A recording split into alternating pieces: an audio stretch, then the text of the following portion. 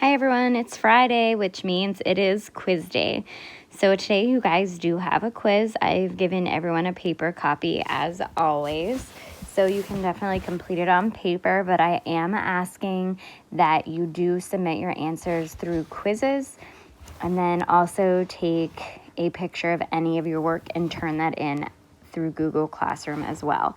If you're in the blue group, you will do it on paper and submit it to me through Google Classroom only. You will not use quizzes, and you will only do the ones that are circled in blue. Again, that's only for blue group. Everyone else does 1 through 10. So if we're looking here, the first 4 problems go together, and they are simply just having you move that decimal. Remember, when we're dividing, we're moving our decimal to the left.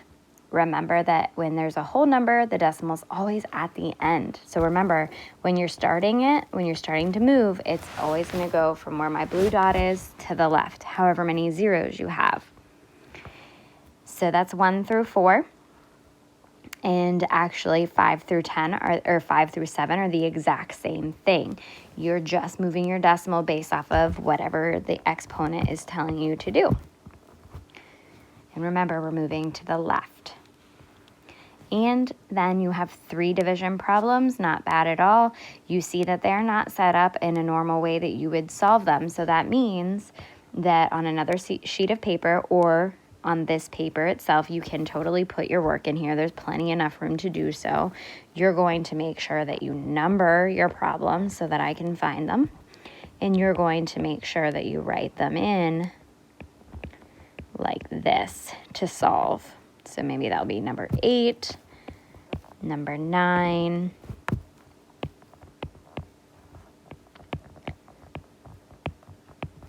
when I'm writing these down, I would probably even just put my decimal right up in the quotient.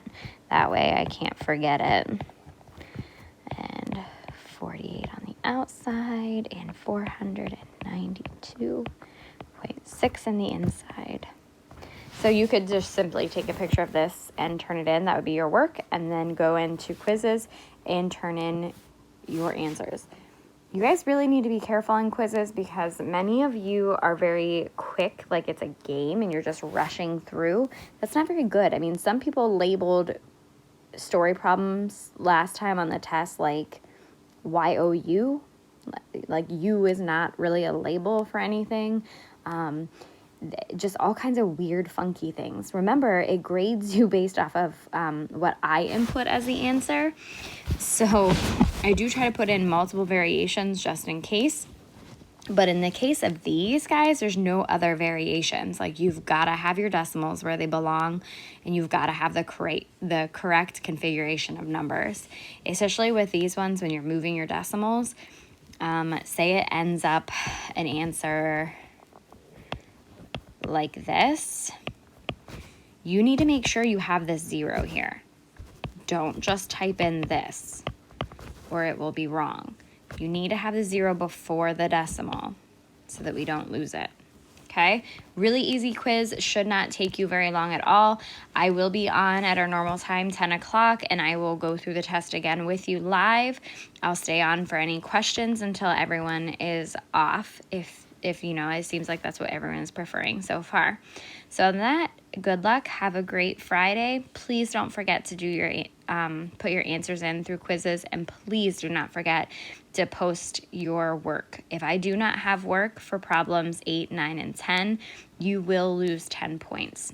Only 10 questions, so I make it worth 20. That means you get 10 points for work, and you get 10 points for the correct answer. So don't lose those pretty much freebie points just for showing me your work. Right or wrong, you get those points. So be aware of that. Make sure you're doing your best.